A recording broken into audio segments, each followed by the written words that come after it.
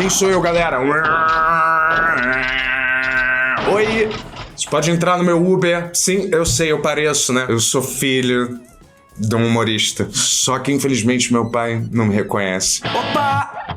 Que horas são, galera? Hora da diversão, só que ao contrário. Não ao contrário, porque você não tá no canal mais divertido do mundo, não é mesmo? O Chapado Crítico. Mas ao contrário, porque o filme que a gente vai ver hoje é um daqueles que eu detesto, do nosso famoso... Ô, Pecete. Ô, Pecete. Pecete. Ô, Pecete. Ô, Pecete. Ô, Pecete. Ô, Pecete. Ô, Pecete. Ô, Pecete. Ô, da Portrona. O nosso famoso Didi Psite Seta. Na verdade, só Psite, sem o Seta. É porque eu fiquei empolgado por um segundo, não é mesmo? Certo? Ninja Didi e a Princesa Lili. Não. Ou será que é Ninja Didi, Ninja Lili e a Princesa Didi? Ou Princesa Didi e a Ninja Lili? Ou Ninja Didi, Ninja Lili? Ou Ninja, Princesa, Didi, Ninja. Qualquer desses títulos podres onde tem um ninja e uma princesa, deve ser Princesa Lili. Mas ela é ninja. Ou é a Guerreira Lili. Foda-se, é um desses dele. E a gente já começa esse filme horroroso, com uma arte horrorosa, mangá. A única mangá que eu gosto deixa fiapos no dente e não se veste desse jeito, com esses olhos. Daquelas que você manda, né mesmo? Seu primo talentoso fazer na broderagem. Eu não vou te pagar tanto, faz aí pra mim. Enquanto rolam os créditos. E aí, pelos créditos, a gente vê que não apenas a filha do nosso querido Dr. Deri está nos filmes dele, mas praticamente todos da família Aragão, certo? Estão empregados nesse filme, menos... Ei! O do banco de trás. E seguindo a nossa famosa tradição, Dr. Renato de cinema, não é mesmo? Ele já começa o filme comendo bastante tempo de tela, com encheção de linguiça sem sentido, porque os créditos duram, na moral, meia hora. E esse filme tem zero pesquisa sobre tempo, espaço e período de tempo. Então vamos direto para o Japão, no século XX. No passado, não é mesmo? Certo, localizado aí o Japão, localizado em Madureira, no Rio de Janeiro, onde o jovem Sensei Merdal, aka Lili, treina sozinha em um estúdio pobre tentando replicar algum dojo japonês antigo, só que não. E aí temos de cara logo uma sequência naipe Kill Bill para crianças idiotas, onde temos novamente que acreditar que um bando de marmanjo de 100 quilos pra cima apanha de uma criança de 10 anos dando piruetinha e cambalhota segurado por cordinhas no ar. Tudo editado por algum editor idiota que falou isso vai ficar igual revista em quadrinho, galera, certo? Mas não vai e não ficou. E essa cena de luta que não passa de uma atração circense do Cirque du Soleil merda, né mesmo? Misturado com uma peça infantil de fim de ano do colégio, dura exatamente umas 2 horas, talvez. E apesar deles estarem no Japão do século XX, Picite, certo? Todo mundo fala português com sotaque japonês. Seu espírito estava longe quando foi derrubado no treino de hoje. E aí parece que o pai dela de verdade abandonou ela nesse dojo no Japão porque ela atua tão mal que ele ficou com vergonha e deixou ela nesse dojo esquizofrênico. E esse sensei dela, mestre pai meia bomba, manda ela embora. Chegada de hora de você partir. Porque ninguém aguenta mais ela com esse nepotismo sem sentido. E esse mestre poderia muito bem estar falando japonês, porque não dá pra entender. Porra, nem umará, que ele falará. E a Didi tava nesse monastério o tempo inteiro disfarçado de ninja, por algum motivo aí que o filme não vai explicar. E aí ele pede pro sensei pra ele poder acompanhar a Lili. Eu posso ajudá-la? Oferecendo pagar aí um quequete até pro mestre pai Mei, mama me olhando. E apesar do boquete ter sido uma merda, ele deixa esse cara chato, Didi, vazado aí também. E aí cortamos pra uma típica casa dos confederados no sul do Brasil. E aí numa casa, não é mesmo, onde a única atriz nipo-brasileira do Bostil, não é mesmo? Giovanna Antonelli, desculpa, Dani Suzuki, que as duas são tão parecidas, né mesmo? De acordo com uma novela aí. Porque a personagem era uma japonesa, inclusive reescreveram a história pra explicar que ela era uma adotada, pra justificar porque ela nem oriental era. Ela trabalha nessa casa como serviçal pra esposa do Boninho Colonial, ou sei lá que merda. E aí Didi, obviamente, saiu do Japão e já chegou nessa casa antes da Lili, certo? E já foi contratado como jardineiro da casa. Petete. Como? Mas igual no Cupido Trapalhão, ele sempre chega e é contratado na casa de algum rico pra fazer merda. E óbvio que o nosso jardineiro infiel, né mesmo, está meio que apaixonado, tem um crush por Dani Suzukenta. E eu acho que ele tá tentando, né, pegar a Suzuki pra sua coleção de mulheres da fantasia que nunca dariam pra ele na vida real. O nosso Didi Sandler, Adam Sandler brasileiro, certo? Que sempre pega uma gatinha, apesar de ser horroroso. Mas eu vou te falar, galera, ele é tão velho e frágil que ele é nocauteado por uma simples bolinha de papel. E ele tá tão senil que ele enxerga a mulher morta dele do passado, certo? E não a verdadeira Suzuki. Eu vou te falar, uma pessoa dessa não devia estar trabalhando numa escada em cima de uma árvore, e sim internado. E apesar dos dois, Suzuki e ele trabalharem na mesma casa, eles não se conhecem aparentemente. Mas ok, porque ele chegou do Japão ontem. E aí os dois descobrem que a nossa querida ninja Lili, certo? Tá vindo passar férias aí ou qualquer merda. E ela conta pra Didi a origem da patroa deles. Por que que a minha patroa é tão racista e por que ela odeia crianças? Ué, não são todas as patroas do Brasil assim? Racists. E aí parece que o noivo dessa mulher, né mesmo, da patroa, a nossa querida Morgana, o noivo dela não aparece no casamento porque tava aí ajudando a parir o filho de alguém em algum lugar. O Dr. Marcos tá cuidando de um bebê que tá nascendo lá no bairro Operário. Mandou dizer que não vem. O que faz todos os convidados dessa festa, obviamente, rirem da cara dela. Que ela é tão loser. Seu marido tava parindo um filho de alguém e não veio no casamento. E pra completar a cena de desgraça, enquanto ela tá chorando, porque o noivo dela não apareceu, o fotógrafo tira uma foto da cara dela chorando, a cara idiota dela. Não casou porque seu marido tá ajudando alguém a parir um bebê. Imbecil. E agora parece que ela odeia criança, ou qualquer besteira dessa, porque ela simplesmente podia ter remarcado o casamento pra qualquer outro dia. Lili chega na casa e, apesar dela ter sido treinada a vida inteira como ninja, ela se comporta como uma idiota, abraçando todo mundo sem nenhum critério. Oi, tio! E aí eu não entendi, esse Didi, apesar de ser igual o Didi ninja, é outro Didi? É um Didi jardineiro, e não o Didi que é ninja, ou talvez sejam os dois o mesmo Didi. Sempre é uma classificação pro Didi. Didi, jardineiro Didi, o ninja Didi, o vagabundo Didi, não é mesmo? Uber Didi. Esse não, né, Didi? E aí a tia Morgana malvada gador dela, não é mesmo, certo? Simplesmente empurra ela no chão pra testar o treinamento ninja dela, não é mesmo? Ver se os reflexos dela estão em dia, mas ela cai no chão, falhando miseravelmente. Chega de um trem imundo com essas roupas vagabundas e quer me tocar. E aí temos a recriação de época mais falida desde qualquer novela da Record, sendo que nem o diretor nem o roteirista sabem o ano que esse filme se passa, porque nunca é falado no filme.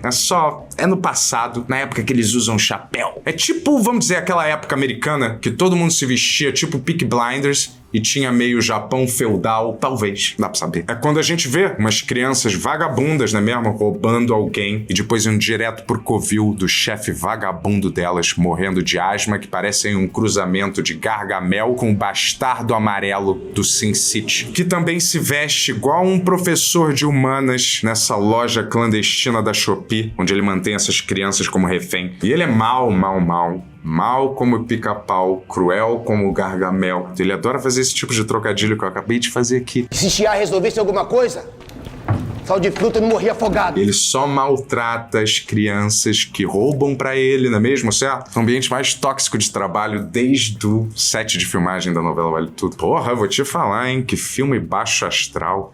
Ele tortura essas crianças, batendo nelas e depois joga elas na solitária. E eu já falei, né? Ele sempre tem uns trocadilhos horríveis que torna tudo pior. Sabe o que eu sou, Pedro? Uma ilha cercada de imbecis por todos os lados. E talvez a dona dessa casa, né, a dona Morgana Banana Tijuana, tá puta da vida porque Didi talvez seja o pior funcionário do mundo já contratado. Aí, né, o nosso querido Gargamel com enfisema pulmonar, que acho que ele veio do futuro também. porque ele é o único que se veste com roupas atuais e o resto se veste Peaky Blinders. E aí os seus goonies do mal, né mesmo, resolvem assaltar a casa da Dona Morgana, amarrando todo mundo da casa como refém, numa cena tão leve que lembra o filme Quarto do Pânico, com Jodie Foster. E Didi, apenas tentando, né mesmo, ser engraçado como sempre, ele se liberta várias vezes das correntes que estão prendendo ele e não tenta nocautear o bandido, simplesmente brincando com a vida de todos os reféns presentes no ambiente. Só que enquanto todos estão sofrendo, sequestrados, né mesmo, as luzes se apagam, não é mesmo? O que significa que nossa pequena ninja nepotista Lili vai matar todo mundo no recinto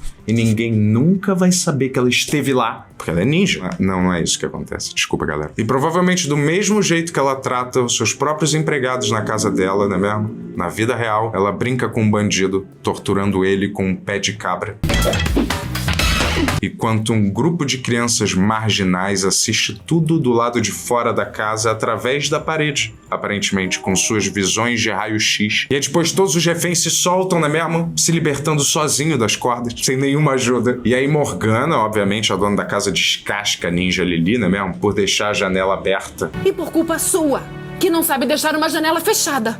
Mal sabendo ela que a ninja Lili acabou de salvar a vida ordinária dela. E aí Gargamel, não é mesmo? No seu QG, ele lamenta profundamente ele não saber amarrar nenhuma pessoa e quase ser morto na porrada por uma criança. Ele é o pior bandido que já existiu. Sempre com seus trocadilhos infernais. Tá pensando que cocô de pinto é ovo? Se bandido fosse bom, eu não tava comendo casca de bombom. Se 2 éguas caem de cima, a farinha vem junto com a crina. Se dinossauro come de 4, é pra eu ver carne sendo barato. Eu nem sei fazer, é tão ruim que você tem que ver. E aí, galera, temos mais cenas de crianças sendo brutalmente espancadas nesse filme. Porque não seria um filme dos Trapalhões sem isso, né? E nesse momento eu pensei, coitada da nossa querida Dani Suzuki, né mesmo? Perdeu o papel de japonesa pra Giovanna Antonelli e agora tem que assistir a filha do Didi sendo uma ninja que veio do Japão enquanto ela é empregada da casa. E aí ninja Lili, né mesmo, começa a ajudar como faxineira nessa casa, né mesmo? Talvez essa seja a única vez na vida dela, certo, que ela tenha feito isso. Ela passa mais credibilidade como ninja japonesa do que como faxineira. E ela, obviamente, né mesmo, perdeu o pai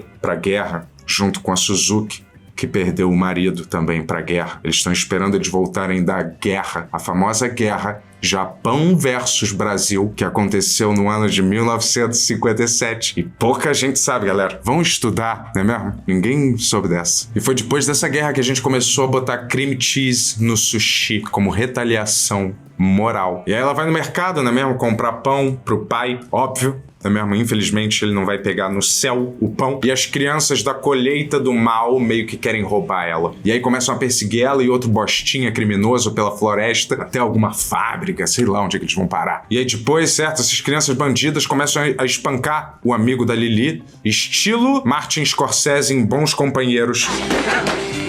Todos chutando a cara do moleque. E aí, óbvio que é ninja Lili, né mesmo? Com o uniforme dela de ninja numa bolsa e não debaixo das roupas dela de civil, como seria o normal, né mesmo? E com a ajuda da divisão de tela e de efeitos especiais a la Kill Brocha, ela começa a enfiar a porrada em todo mundo com a mais irada das técnicas ninja. Ela nem encosta em ninguém. E eles já caem. Eles apanham violentamente dela porque eles estão sendo pagos pra isso, porque jamais na vida real. E logo depois dessa porrada, ela é salva por nosso querido Didi Ninja, também, que tenta simplesmente matar uma das crianças atirando uma estrela ninja na cara dela. Depois ela leva essa criança machucada, um amiguinho delas, pro Dr. Marcelo Novaes, não é mesmo? Que odeia, apesar de ser médico, odeia silicone na bunda das próprias namoradas. Depois de saber que ela é parente da Morgana, não é mesmo? Certo? Ele manda os dois vazarem, porque os dois são crianças meio mendigas, sem plano de saúde. E a Morgana, obviamente, era a esposa dele e ele abandonou ela no altar. É meio óbvio isso já. E aí Didi, obviamente, resolve dar uma de esquerdalha atrapalhão, Petite, e levar o humilhante, o bandido, pra casa. Cuidado que tá cheio de véia tomando chá. Não é o que eles falam? Você gosta tanto, leva pra casa. Ele fez. E pra esconder esse pequeno bandidinho na casa deles, não é mesmo? Didi se veste como a mulher mais horrorosa que você vai ver na sua vida. Uma mulher com o rosto dele. Enquanto ao mesmo tempo ele obriga, não é mesmo, a criança bandida com o braço quebrado a carregar a filha dele nas costas, como uma espécie de disfarce daqueles bem antigos pra você entrar no cinema escondido. E eu vou te dizer, nesse passado aí, o ano de 1500 e...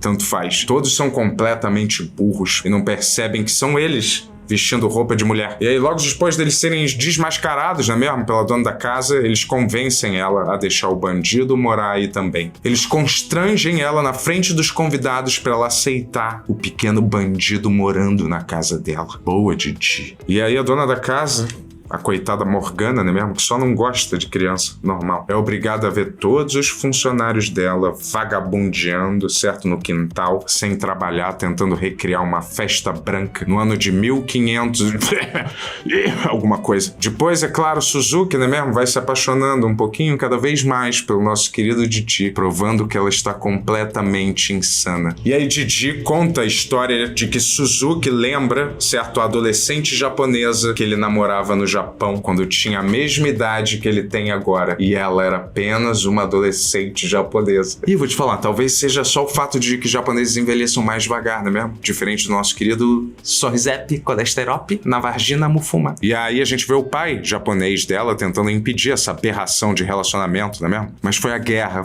que separou. A guerra, galera, guerra dos rachis. Lembra? Entre Brasil e Japão? Muitas vidas foram destruídas com a grande bomba de chocolate que foi criada. Enquanto isso, nosso querido Gargamel, trocadilho cruel, toma uma imprensada dos chefes dele pra ele melhorar nos roubos, não é mesmo? Que ele não tá mandando muito bem. Sabe muito bem o que o chefão pode fazer com você, não sabe? Eu não gosto nem de pensar. E aí ele acaba cochichando os planos malignos dele pra criança preferida dele, ladrona, não é mesmo? Certo? Apesar deles estarem completamente sozinhos. Agora você vai pra uma suruba. Não tem ninguém ouvindo, mas tudo bem. E aí depois de vestir a criança que ele tá protegendo igual uma mini versão dele mesmo bizarra, Didi, do nada, resolve provocar uma briga de rua aleatória com transeuntes jogando frutas neles, sem misericórdia, afinal ele é um ninja. Ele é uma arma viva, uma arma trapalhona.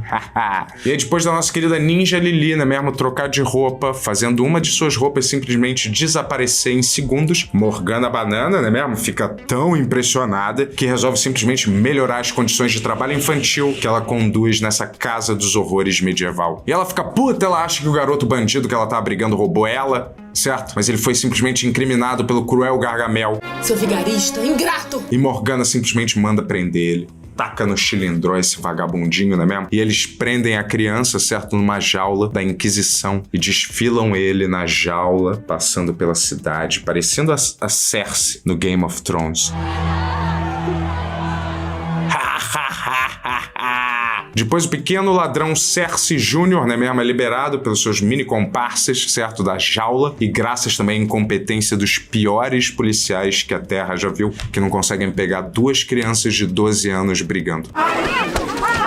Cara, eu vou te falar, essa trama é um pouco desnecessariamente complicada, mas vamos lá, eu vou tentar explicar. Certo, na verdade, essa criança ladra é, na verdade, a criança que o Novaes salvou, fazendo parto. E por isso ele terminou o casamento dele com a Morgana, deixando ela, certo, no altar e não aparecendo. E aí a Morgana, obviamente, agora passou a odiar a criança. Explicado aí pelo nosso querido, melhor do que eu, pelo nosso querido Ben Ludmer Jaiminho, carteiro Jaiminho, que é o policial nesse filme. E aí Didi e Lili acham, né mesmo, o esconderijo de Gargamel Jack. É o nome dele mesmo, no filme. Não Gargamel, mas Jack. Olha, Jack, eu não sou sozinho no mundo. Back to the best samurai, Jack. Depois de verem ele submeter essas crianças, né, mesmo, a trabalhos forçados e seus horríveis trocadilhos, sendo que o pior trocadilho dele é revelar do nada que ele é pai do moleque bandido, amigo da Lili. Na verdade, o teu pai sou eu. Mentira! E obviamente a criança fica triste porque ela tem um pai que simplesmente tem uma coleção de pés de cabra. Ele abre uma parede e aí tem vários pés de cabra praticamente iguais, porque não tem muita diferença de um para outro, né? Não tem assim um pé de cabra item de colecionador. E aí depois disso, sei lá, eu acho que o Novaes lá, o médico Novaes, quer sair de novo, quer voltar a ver a Morgana, a ex dele, né mesmo? Simplesmente a mulher que não quis mais casar com ele porque ele teve que fazer um parto no dia do casamento deles e salvar uma vida. Talvez a coisa mais nobre do mundo que alguém possa fazer, né mesmo? Mas beleza, você quer voltar com ela?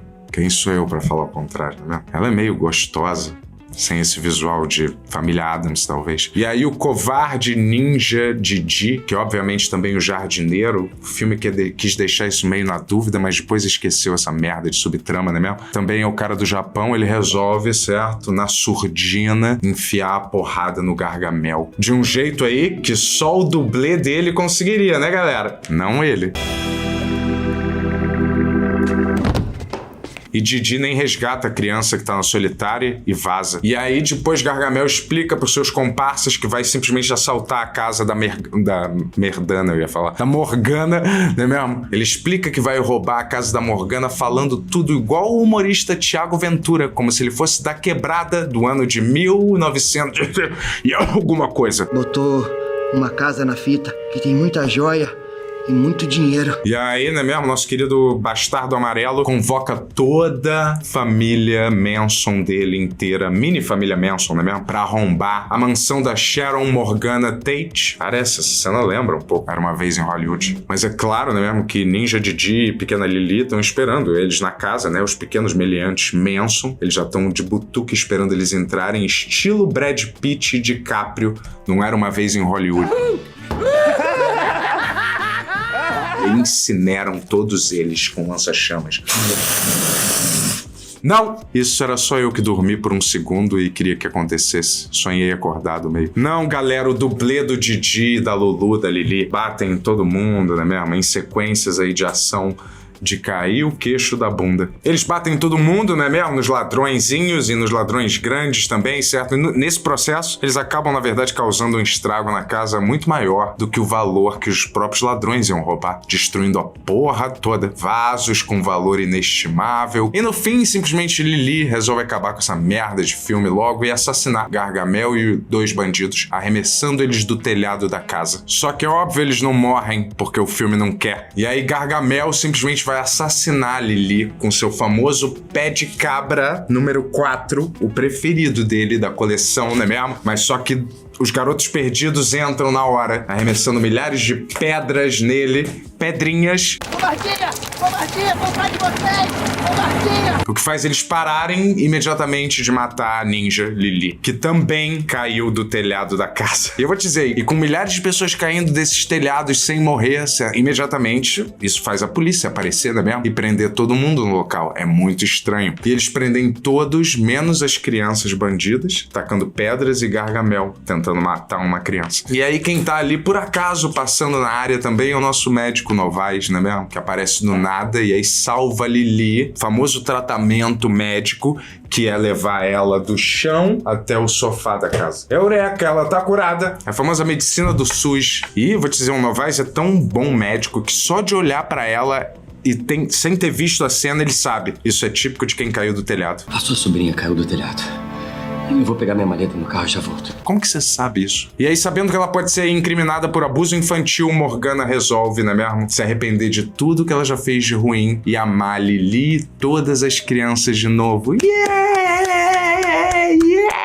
Claro, agora que a Lili ficou tetraplégica sob os cuidados dela. E aí termina a Lili tá tetraplégica, não é mesmo? E ela fala para as outras crianças, ela ensina elas a virar ninja, dando a famosa lição: para você virar ninja, basta você ter um pai rico e famoso. Que aí você vira ninja igual eu no filme. E aí, é claro, Novaes e Morgana, não é mesmo? Se casam novamente e adotam a criança bandida como filho, não é mesmo? Que eles podiam ter feito no começo do filme. É tão idiota essa trama, não é mesmo? E aí Didi, óbvio, depois disso ele passa no Japão rapidinho jatinho com seu avião, ou sei lá como. Ele dá uma chegada no Japão, bem rápida. Depois de ver umas fotos, certo, do marido da Suzuki e do pai da Lili. E aí ele resolve, Didi, certo, trazer pro casamento do Novaes com a Morgana, simplesmente Rodrigo Hilbert e outro cara aí do filme Didi Quer Ser Criança, o dono da fábrica maligna de doce. Ele traz os dois pro casamento. A gente simplesmente descobriu, né, por que ele se atrasou tanto pra reencontrar a filha, não é mesmo? Ele tava num acidente de carro. E eu não bati em nada, eu flutuava dentro do carro. E a explicação para os dois aparecerem rapidamente no final do filme, certo? Reencontrados magicamente por Didi